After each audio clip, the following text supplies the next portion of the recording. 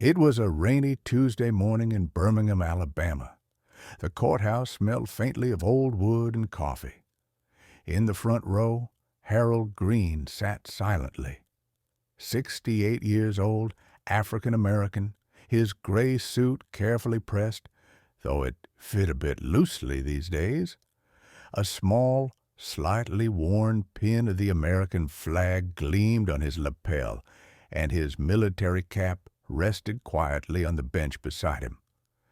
Harold's hands trembled slightly as he folded them on the table, not from fear, not from weakness, but from the weight of years, the weight of memories, the weight of knowing that no matter how much you give to your country, sometimes it's still not enough to be seen for who you are. Next to him sat Maya Robinson, his young lawyer, her brow furrowed in focus. Though she was fresh out of law school, she had prepared harder for this case than anything in her life, because this wasn't just about a legal victory. This was about writing something deeper. Across the aisle, Assistant District Attorney Benjamin Cole shuffled his papers, tall, polished, confident, but today something about him felt slightly off. Maybe it was the presence of local reporters, or maybe it was the eyes of the community watching closely. The charge: assault. The alleged victim, Jason Tyler, 27, white, who claimed Harold struck him in a parking lot after a parking dispute. The courtroom murmured as opening statements began. Benjamin Cole's voice rang out smoothly. "Ladies and gentlemen, this is a case about keeping order, about addressing violent actions regardless of age or background. We respect Mr. Green's military past, but respect doesn't excuse violence." He nodded confidently, walking past the jury. Then Maya stood, her voice steady but soft. "This case is about assumptions, about what we see when we look at someone, about whether we take the time to ask or whether we decide first and ask questions later." She gently gestured toward Harold. "This man has given his life to serving others. 3 decades in the U.S. Army, 3 tours overseas, a chest full of medals.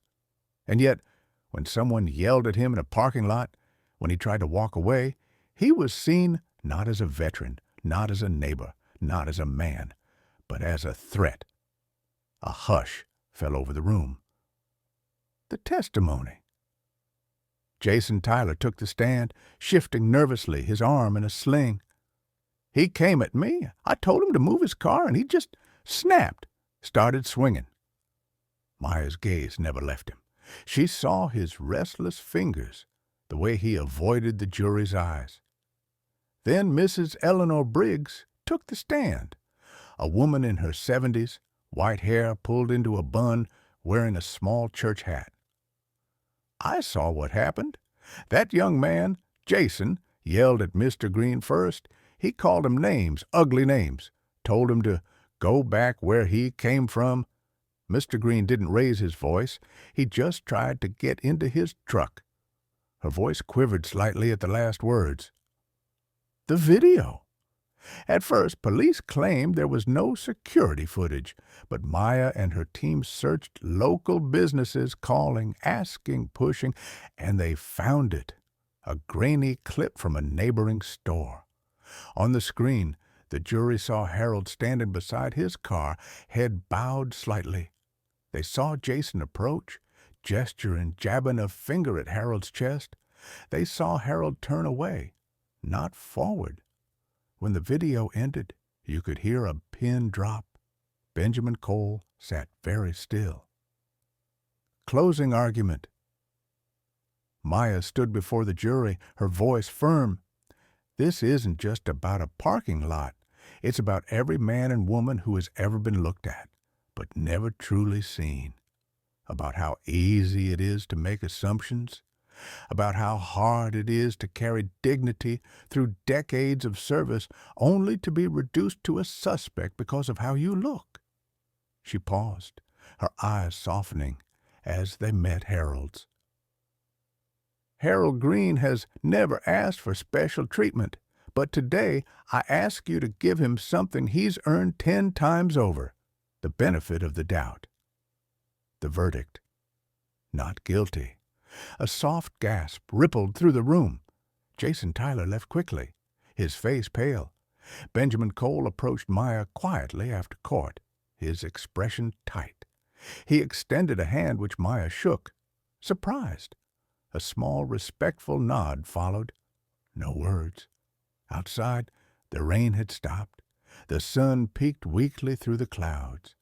Harold stood on the courthouse steps, looking up, feeling the light on his skin. He ran a thumb gently over the metal pinned to his lapel. A reporter approached. "Mr. Green, any thoughts for those watching today?" Harold smiled faintly. No anger, no revenge, just remember to look twice before you judge someone by their skin or their uniform. And then he turned, walking slowly down the steps, Maya by his side. In Birmingham, Alabama, they would remember that day, not because of the argument in a parking lot,